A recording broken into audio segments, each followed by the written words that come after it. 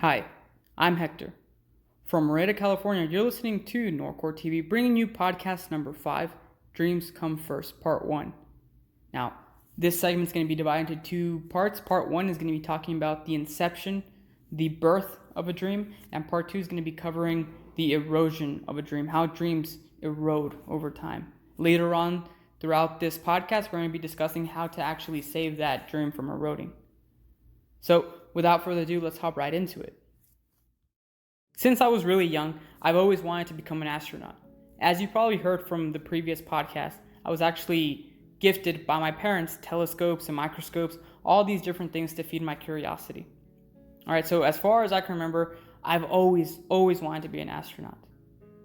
So one day, it was the 3rd grade, end of the school year, I remember our teacher had said that she was going to go ahead and fortune tell our careers in the future.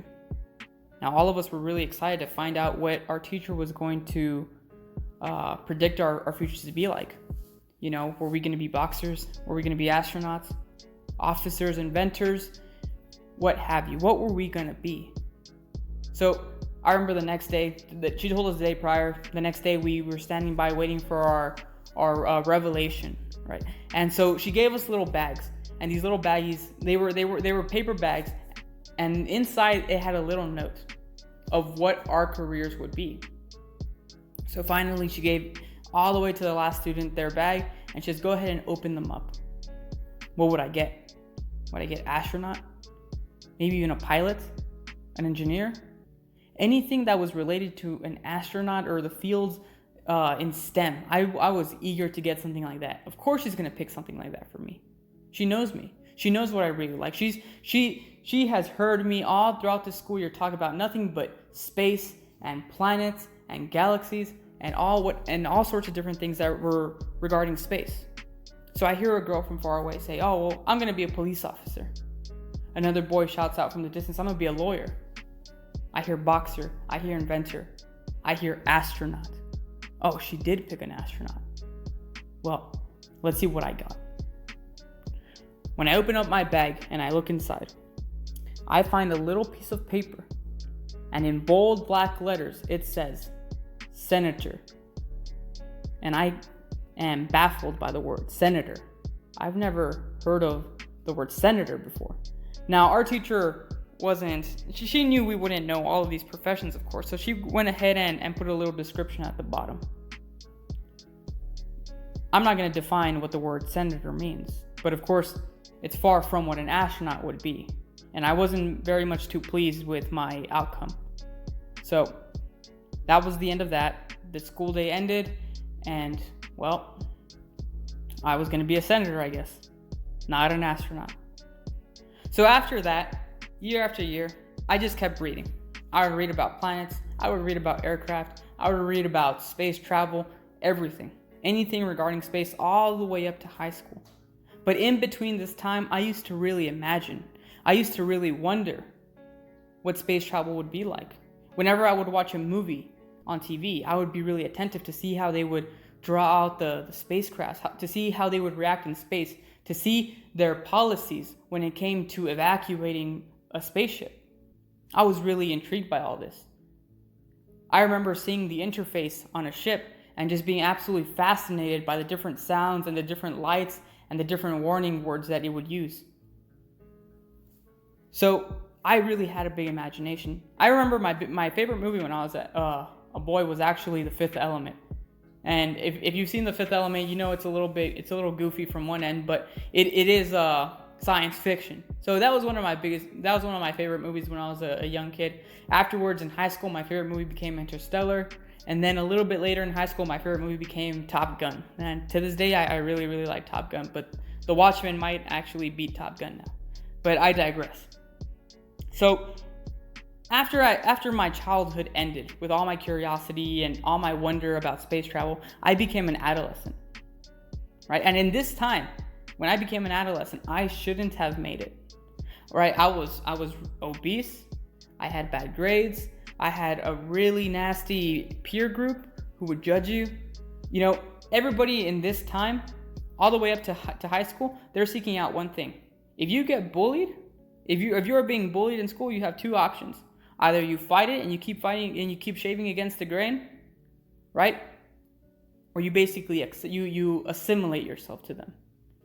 Because at the end of the day, people want that social acceptance. So those are some things that bullying lead to. Now, I was bullied heavily, but I didn't care. I would keep reading my books. I would keep wondering. I would keep daydreaming. I would keep writing about what I like to write about.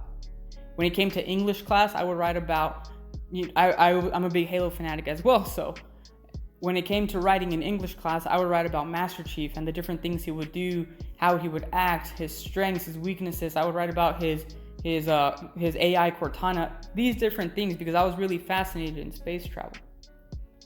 Everybody else was changing though, slowly. People were becoming more social.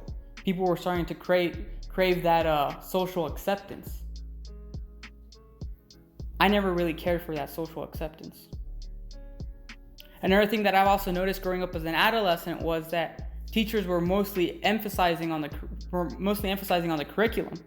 They didn't care so much about what the individual cared about. But around middle school to high school, people around me had already fallen out of their dreams, out of their goals, out of their desires. Right? That one little girl that wanted to be an inventor, she didn't want to be an inventor no more. She didn't care about that. She just cared if all the boys liked her. That one guy that wanted to be a police officer, he didn't care about that no more. He just cared about chasing girls and being accepted in his little group of guys. That's all he cared about. So all these different people that I saw had dreams when they were young, had inspiration, had a spark in their eyes that glittered with hope and aspiration, had died away. There's multiple variables to that. Of course, you have the school, like I mentioned earlier, the emphasis on the curriculum washed away the imagination, washed away the curiosity. There's no time to be talking about space. We have to talk about math. There's no time to be talking about space. We have to be talking about social studies. We don't got time to be talking about space. We don't got time to be talking about astronauts. That's a childhood fantasy. You need to learn this now. Next, you have the bullying aspect, like I pointed out earlier. Right? You're being bullied in school because you're a nerd. You're just a nerd. That's all you are. There's no room for you in this society, especially in that middle school society where either you're the cool kid with the newest shoes, with the newest pair of Jordans, the newest pair of, just a fresh outfit. You're nobody if you don't have that.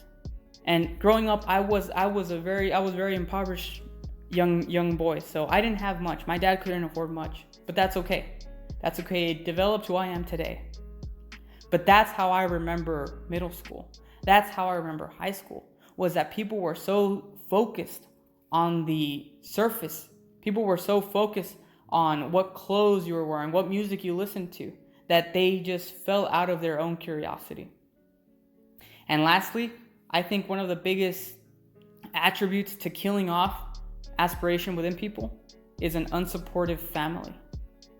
Because a lot of families, whenever they hear somebody say they want to be an astronaut, at least in my family, it wasn't likely. That was ridiculous. An astronaut, like, let's be real. You could say anything else, but that is unrealistic. Your grades are falling because you're too busy over here trying to be an astronaut. You're watching all these movies. You need to focus in school instead. How about instead of focusing on this ridiculous space science bullcrap, you focus on the school curriculum? So unsupportive families was also something that began to slowly degrade my curiosity, slowly push me away from my dream, slowly begin to erode my dream. Next, I became an adult. Finally, I'm about to graduate, and I need to point this out before I forget real quick, that my dream had eroded for a time. In high school, junior year, I was obese. Senior year, I was fit. It was like night and day. I got fit during summer break. So people didn't see the transition, they just saw the results. And of course, I was being accepted. I wasn't fat no more. I had made this incredible transformation from weighing 200 to 130. People saw it. It was like night and day. And people began asking questions. People began being curious. Well, how would you do it? What'd you do? What sparked this curiosity? What sparked this initiative? I remember one of the questions I got asked was, did you do this the natural way? People were just so dumbfounded by my transformation that they had to ask if I did it the natural way, the healthy way.